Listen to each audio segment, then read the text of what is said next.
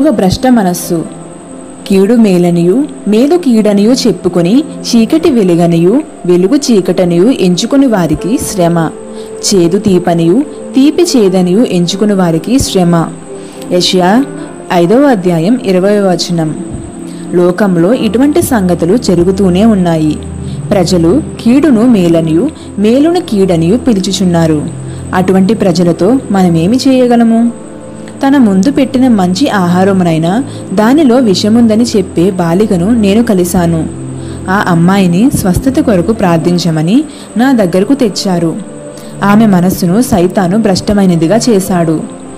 ఆదాము పాపము చేసినప్పుడు అతని మనస్సు భ్రష్టమైనది. యేసు వచ్చినప్పుడు నిజమైన వెలుగు తీసుకొని వచ్చాడు.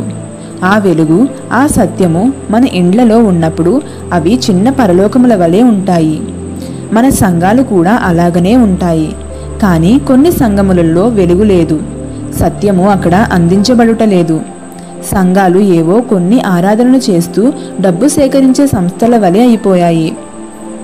యేసునందు మనకు అవసరమైనదంతయు మంచిదంతయు ఉండును అని దేవుడు నాకు నేర్పించాడు.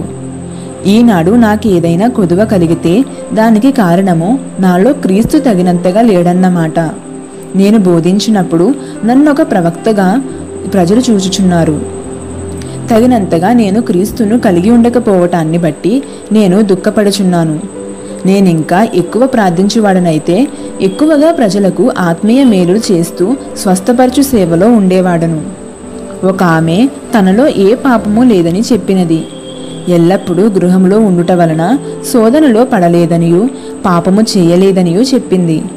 అయితే ఆమెకు నిజమైన వెలుగు వచ్చినప్పుడు ఆమె పాపముతో నిండి ఉన్నట్లు తెలుసుకున్నది. చాలామంది క్రైస్తవ అధికారులు తాము లంచము తీసుకోవడం లేదు కనుక వారిలో పాపము లేదు అనుకుంటారు. కానీ మీ పిల్లలు మారుమనసు పొందేంత వరకు మీరు దేవునిని సంతోషపరచలేరు అని నేను వారితో చెప్పాను. నిజ వెలుగు వారి హృదయాలలో ప్రకాశించినప్పుడు నిజమైన తగ్గింపు మొట్టమొదట అవసరమని భావించారు. తన కుమార్తె రక్షింపబడినప్పుడు ఒక క్రైస్తవ అధికారి భయపడ్డాడు. ఆమె సంపూర్ణముగా గాక ఏదో కొంచెము మార్పు చెందాలని అతడు కోరాడు. అతడు సంఘాలలో బోధించేవాడు. అతడు ఎటువంటి వర్తమానం ఇవ్వగలడు? ఒకసారి అతనికి తేలు కుట్టినప్పుడు ప్రార్థన ద్వారా బాగవ్వడము చూసి ఎంతో ఆశ్చర్యపడ్డాడు. దేవుని శక్తి ఎంతో ప్రజలకు తెలియదు.